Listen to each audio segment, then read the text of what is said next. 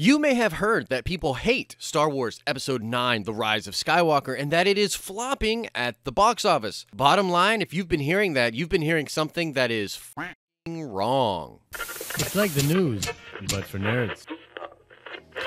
What's up, everybody? It's Josh. I hope you're enjoying your holidays, and I hope you had a Merry Christmas if Christmas is something you celebrate. Now, obviously, there's no face cam for this video because I'm still in Boston for the holidays, so for the next couple of videos, there will be no face cam. I apologize about that, but barring any crazy accidents, my face will look very much the same when we get back to regular business starting on Monday. Now, let's get into this. Star Wars Episode 9, The Rise of Skywalker, literally had one of the weirdest lead-ups to a film that I have ever experienced in fandom. It was really weird, really tumultuous, very early leaks, people making early judgments, and all of that. And it would appear that the fallout after the film has been released is equally as weird. And this all started after the premiere. The first social media reactions for this film seemed to be pretty positive, and then the following day, there were a bunch of very harsh reviews from critics. And then came the audience scores over the weekend, which created a conspiracy. And I want to break this down. This is the first piece of weirdness that I want to talk about in this video, and then we will talk about the box office. So, since the sample size on Rotten Tomatoes hit around 1,100 entries,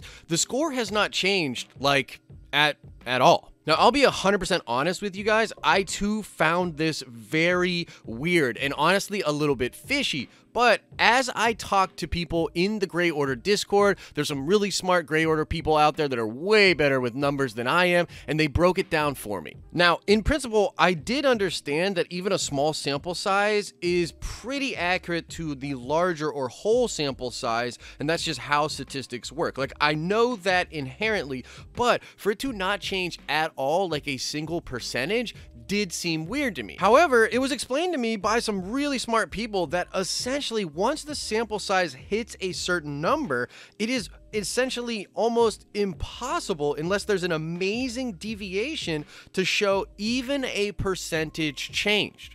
And you don't have to take my word for it. You can go to calculator.net and literally check out sample size calculations, and you can literally see in software how much of a deviation would be required to make a percentage change in sample sizes like this. So I'm going to go ahead and give the benefit of the doubt to people out there that are thinking this is weird, because again, I also thought this was weird upon seeing it, but the bottom line is, it really isn't when you think of the numbers. The truth is, the vast majority of casual moviegoers liked this movie. And even the cinema score reflects this. And though the cinema score for this movie is lower than the other films in the Disney era, it is still not a sign of like hatred or totally rejecting the movie. Like, people like this movie. And I think the reason this is so hard for some of us to understand is because the circles we hang out with online are not a representative of the casual audiences that go see movies. Like, I've said this a lot,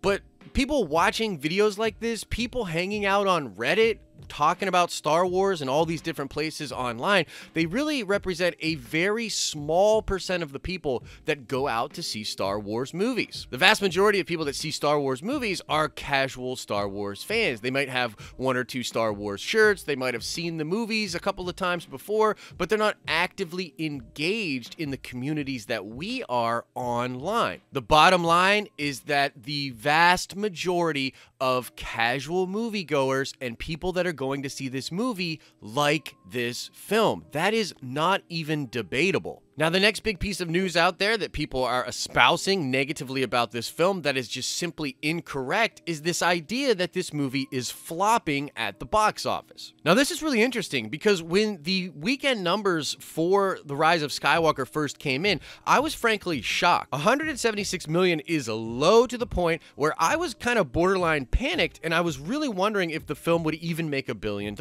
However, if you go watch my box office breakdown, I pointed out, as many of the trades did, that the weekend that it opened was one of the busiest weekends in the world for people, and also one of the busiest weekends here in the United States. It's also important to note that the other two episodic films did not open on this weekend. I said then that the number is low and it's bad. There was no way around it being a bad opening, but we really didn't have the full picture until we saw what happened in the numbers in the second week and weekend. And then some information came out that Super Saturday, as they call it, which was the Saturday before Christmas, was the busiest shopping day in the world in 2019. By the way, although Super Saturday is always a very big shopping day, it is actually not usually the biggest shopping day in the world. Then we found out that the Monday numbers for Star Wars Episode 9, The Rise of Skywalker were incredible. It made $29 million and had a lower drop from Sunday to Monday than even The Force Awakens.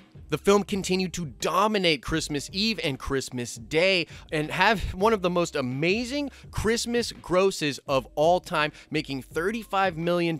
It literally made more than any other movie on Christmas other than The Force Awakens. And while we still won't know how the film is truly performing and what the trajectory will be until we get the second weekend numbers, if you are thinking or hearing that this film is flopping, you are just simply wrong. Now, there are a lot of fan discussions going on right now, and I know not everybody loves this film. There are some people that really hate it. There are a lot of people that just think it wasn't for them, but they don't hate it. There's a lot of people that liked it but didn't love it, and then there are a few people like me and James Rosile that absolutely love it. Oh, and add Al Schuler to that list because I believe Al likes the film even more than I do. So it's too early to tell what the legacy of this movie will be or even how the fan base is truly responding to it. But I will say that all of the reports out there saying that the film is bombing and telling you that audiences hate it, those stories are fake news. And I don't even like using that phrase, but there's no other way to describe it. They're totally fake news. And I'm sorry, guys, look at the people you are getting this information from. When they have an agenda and they are not being objective, it is painfully obvious. I told you guys on Monday that yes, those numbers were bad, but no, it was not the end of the world. And I pointed out what many trades were pointing out, that that weekend was a bad weekend to open movies on, and that it was very possible that the film would rebound. So I'm very interested. What do you think about this film, and what do you think about the trajectory that this film is on? I'm sure you have some thoughts, and as I said before, we're going to be talking about this movie for months, maybe years to come, so feel free to let your thoughts be known in the comment section below. And now I want to shout out Matt Schwartz. Indeed, J.J. Abrams did voice the little droid Dio. So shout out to you, Matt. And now let's do another nerd card question before we get out of here. I want to know, what planet was Kylo Ren on at the very beginning of The Rise of Skywalker? It's actually pretty crazy what planet he was on, but yeah, tell me which planet was Kylo Ren on at the start of The Rise of Skywalker in the comment section below. As I always say, I hope you're having an awesome and a nerdy day, and I'll see you in the next video.